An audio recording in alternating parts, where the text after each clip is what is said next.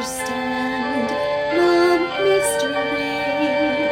First take a look at the history. The words we use will give us clues. So join us now in Church Chatter.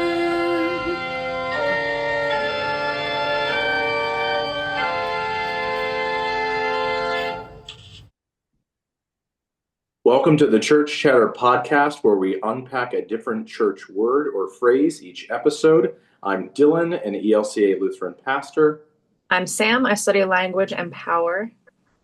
And Sam, what are you paying attention to this week? So I always introduce myself as Sam, but you never call me Sam. So whenever you do on here, does it feel weird coming out of your mouth? It does. Dillon, I guess you call me Samantha, but very long story short, Dillon liked to play a game. Dillon and I play a game. We have our entire relationship, even before we were dating, I think, where we like to think about what dog breed people would be. And Dillon is definitely a Saint Bernard, which is why you might call me, if out in the wild, if you know us, calling him Bernie. And he calls me Corgi. Because for a lot of reasons, but I'm a little royal, you know? Really quick, can you show your mug? Dillon got me this mug because he also calls me Mother Goose. Yeah. Let me see if I can get I think it's on this side. Yeah, it is.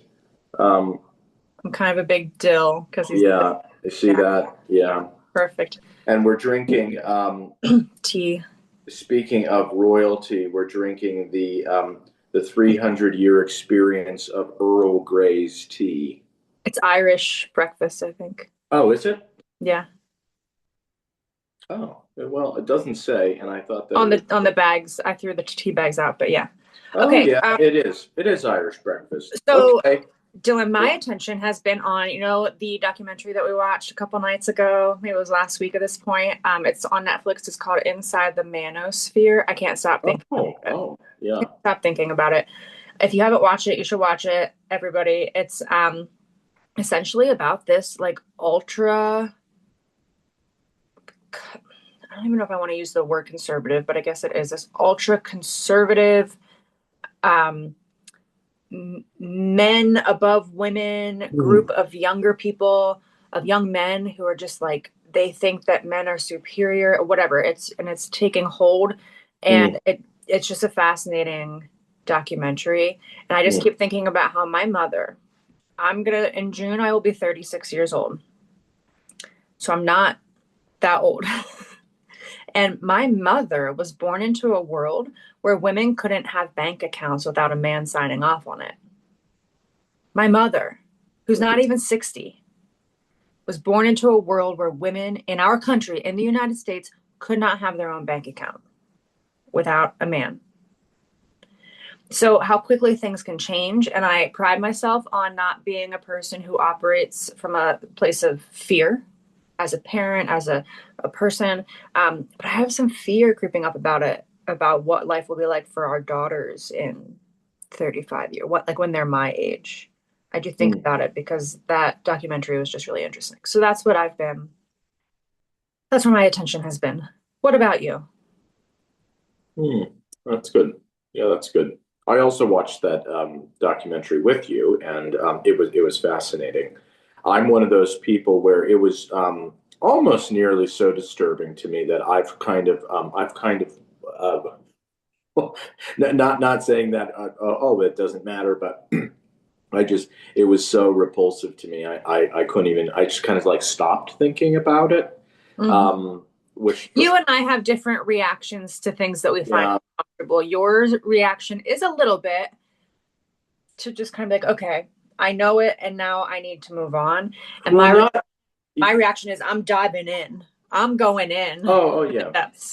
Not that I necessarily need to move on from it, but I can focus on trying to not propel that type of activity, but I can't think about those individuals and what they're doing. That just grinds my gears. But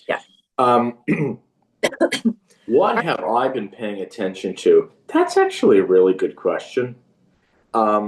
Mine is really practical right now. For the past like 3 days, um, I felt like I'm getting a little bit, I don't know if it's allergies or a cold or something like that. And so I've been like paying a lot of like generally silent attention on hoping that I don't get sick next week because it's Holy Week and it's Easter and I Which have is your busiest week of the year as a pastor? services almost every day and sometimes multiple times a day. And so I'm drinking tea right now.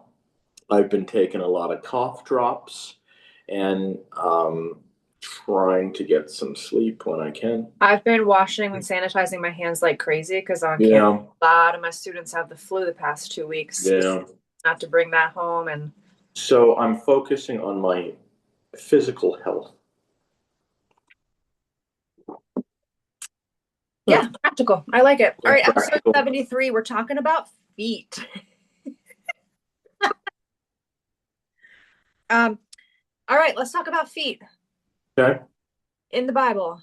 Mm-hmm. So, our last episode, because it was Women's History Month, we talked about myrrh as birth control and sexuality and how the Bible's not as like pure and clean as people think it is, right?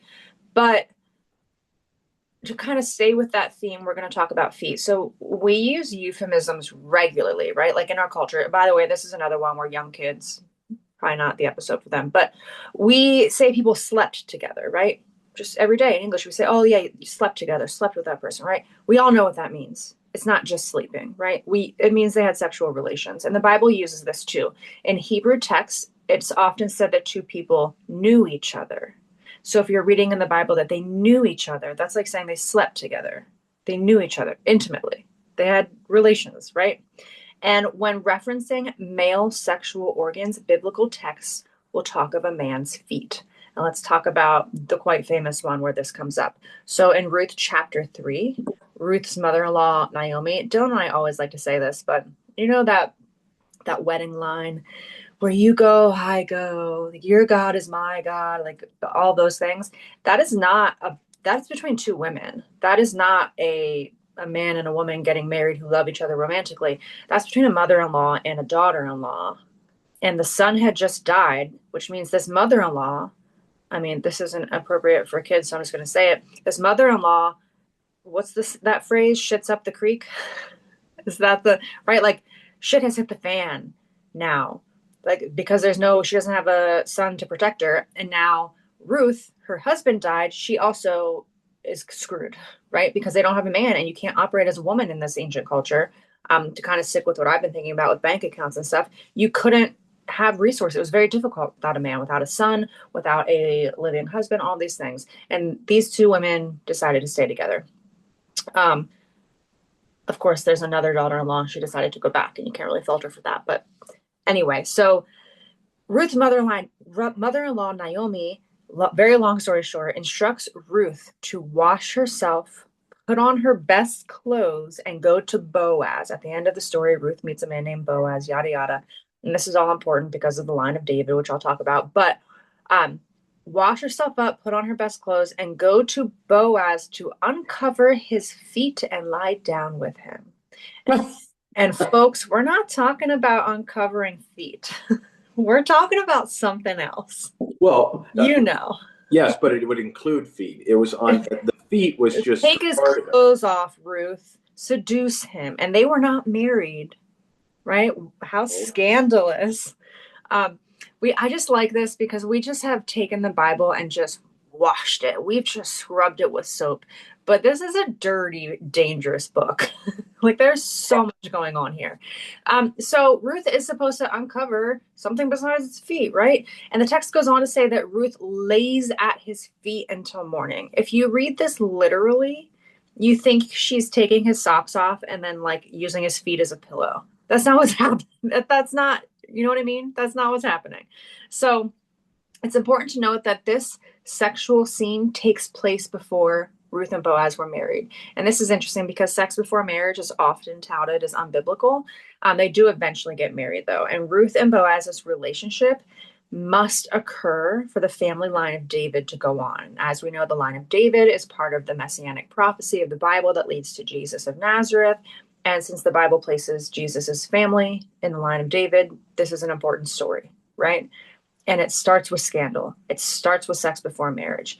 It just, the Bible doesn't say it that way for a lot of reasons. So those who read text during gatherings in early Jesus communities, this is a role that we later formalized as the lector, right? These texts, we didn't have a compiled Bible going around, right? So it was heard by the masses. So these texts were read, and the person who was the lector, the person who was reading, they had control over how they read these biblical texts.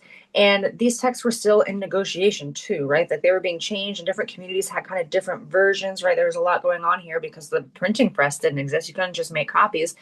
And the person who was reading these texts, they could look at their audience. If there were a lot of like children or like just mixed community, they could have changed it, right? Or they would use these phrases instead of saying Ruth and Boaz had sex. They could say, using their cultural references, she uncovered his feet and laid at his feet for the whole night, right?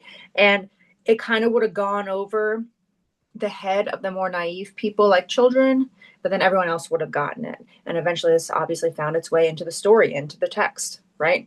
And then 2000 years, I mean, thousands of years go by, and then it's kind of lost on us unless somebody teaches you and you know that. And but even reading this, you're kind of like, what? That's weird. Like, well, I don't really understand that. That's strange, right? And you kind of have a feeling that something cultural is up here. So feet was written down instead of terms for male sexual organs. I have a little more to say about feet, but anything else about the Ruth story, Boaz story?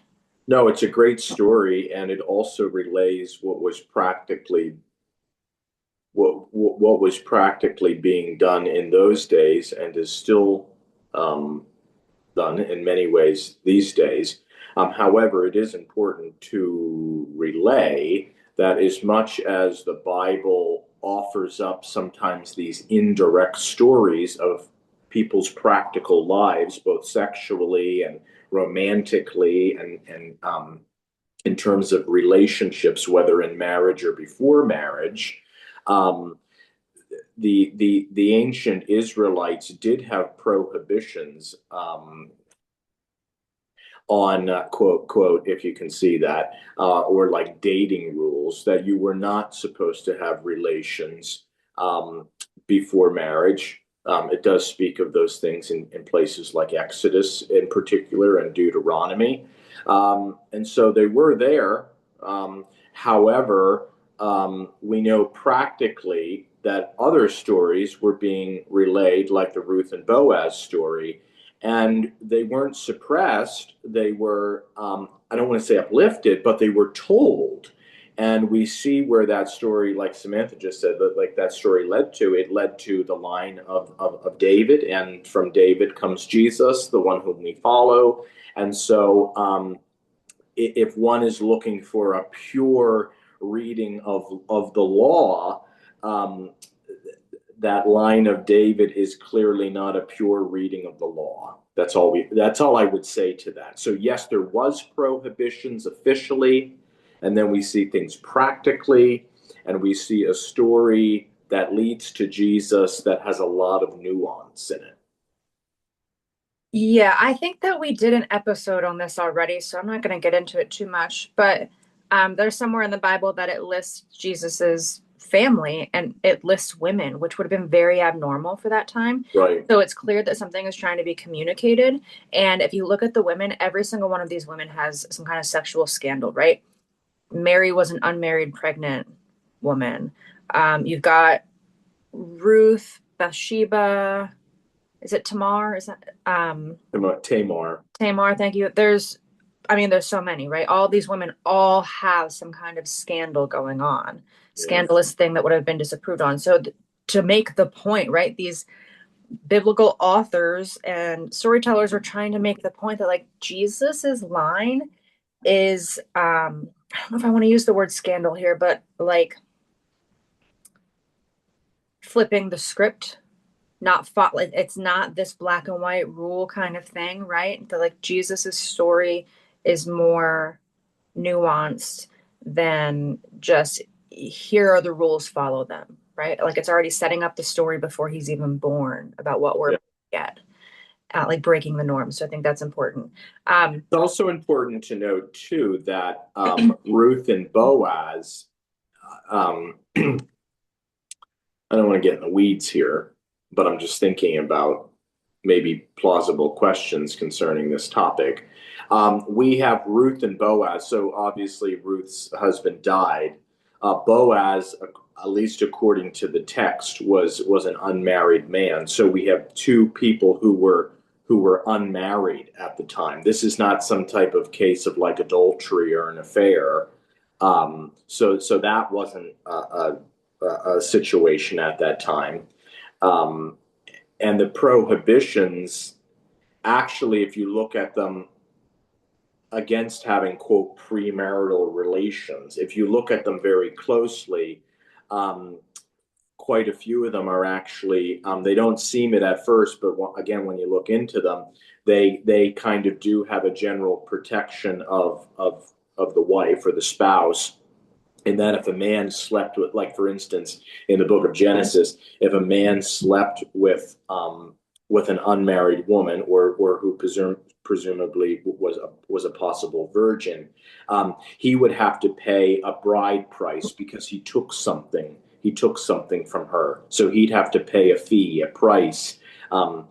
To the family for that, or he would have to marry her and make right by that unless her father, the woman's father, refused. And so there was a lot of these types of things going on, even in the book of Deuteronomy. If a husband was falsely accusing a wife um, about her concerning her virginity and saying that she wasn't a virgin and publicly stating that, he was publicly punished. If there was a lie and she said that she wasn't and she really was, something like that, then unfortunately she was punished. So there's kind of these. I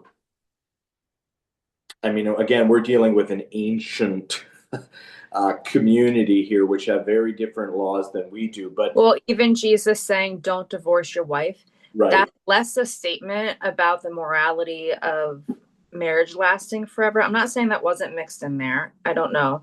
But it's also him recognizing that socially, if you divorce a woman, she's screwed in that right, time, right? So it's Jesus right, and you don't do that to a woman. You married her. right. She is now your family and you care for her because that's the setup we have here. So him saying men don't divorce your wives, that's actually quite progressive given that cultural context, right? So I think that's really important. Yeah, and I think about like relations as we're talking about relations specifically in reference to these feet references. But in the book of Deuteronomy, it's interesting because you could really focus on the punishment, whether it's the punishment of the husband or punishment of the wife for who says what. But actually, when you read that text and you read it in depth, what it is trying to curb or trying to stop is lying in a relationship. People being honest, a man being honest about who he is with his wife, a woman being honest about who she is with her husband. So it's trying to relay this idea of having a trustworthy relationship. Yeah. Uh, Yeah. and so I don't want to beat those with a dead horse, but I could just see someone perhaps saying, "Oh, well, you're saying that there's no prohibitions in the Bible about these things." Yeah, there is, but what we're saying also is there is clear, direct references to practical relationships going on at the time um, Right. that led to quite powerful, beautiful stories that transformed communities and transformed individuals and even more communities today. So, Yeah. Yeah. So I just want to end by saying this. Not every mention of feet in the Bible is using this euphemism. You can't do that. You can't just be like, oh, this says feet. It must be about sex. No. right, So in the ancient world, feet were also considered low and dirty and socially beneath, which is exactly why they become powerful symbols, right? Like There's a Psalm 110 says, sit at my right hand until I make your enemies your footstool, right? Mm-hmm. There's this hierarchy there. And Mm-hmm. conquerors, literally, and you can look on coins, you can see statues, conquerors place their feet on the necks of their defeated enemies, right? So you have Right. that going on. There's also foot washing, right? Is Sophie up? Hold on one second here. You'll just have to wait for a little bit. Tell her we'll be done in 1 minute. We'll be done in 1 minute, okay? Okay, 1 minute. 1 minute, I'll put another movie on for you, okay? So foot washing was normally done by servants or the lowest status person in the room. And then in John chapter 13, Jesus washes his disciples' feet, right? Which is where you have just like a flipping of the script once again. So you can't just, my fear is that people will listen to the first half of this and then be like, everywhere where it's feet. Like No, whenever that's not the whenever case. there's a woman who's down at Jesus's feet, no, that's not using this reference, right? You can usually tell from other things going on, like the story of Ruth and Boaz. You can tell, like, oh, there's something else happening here. Every mention of feet does not mean it's sexually charged, right? There's Right. other. Right. Yeah, and really in the New Testament, in the Old Testament, in the Hebrew Scriptures as well, but especially with the next week or so here with Holy Week and Holy Thursday or Maundy Thursday, when Jesus washes, yeah, there's a lot of switching of the roles, like Samantha said, which I think is quite helpful. Of like this, like what would be in that time, like this kind of master servant type relationship, seeing who people think would be the master really become the servant, and Jesus emulates that quite clearly. In many of the gospels, but in particularly in John's gospel. Yeah, it's, I mean, everybody knows, I think, the phrase servant leadership anymore. Mm. And I hate that phrase. I hate that phrase with a passion. I know that there are well-meaning leaders where they're like, I'm a servant leader. I work for you. Really? Is that why you get paid 6 times as much as any of us? Is that why there's still, if you look at the organizational chart, you're up top and all of us are at the bottom? If you're really a servant leader, you're going to flip it in every way, not just the ways that make you appear like you're working with us and you're here for the team. Get out of here with that stuff. Make less than me, and then we'll see if you're a servant leader. Like, whenever there are layoffs, you cut your salary in half to save 3 jobs, and we'll see if you're a servant leader. Get out of here with that, right? But anyway, Jesus actually modeled that. He did the things that were actually dangerous and got him killed because he was actually serving the people. He didn't raise an army to go take power because he was actually serving the people. He wasn't playing that game. Anyway, don't get me started on servant leadership. Wow. I have such strong. Now we know how It's you been feel. weaponized in almost every. I totally agree with you. I think, unfortunately, It's so tokenary. servant leadership, especially in Western corporate platforms, has become kind of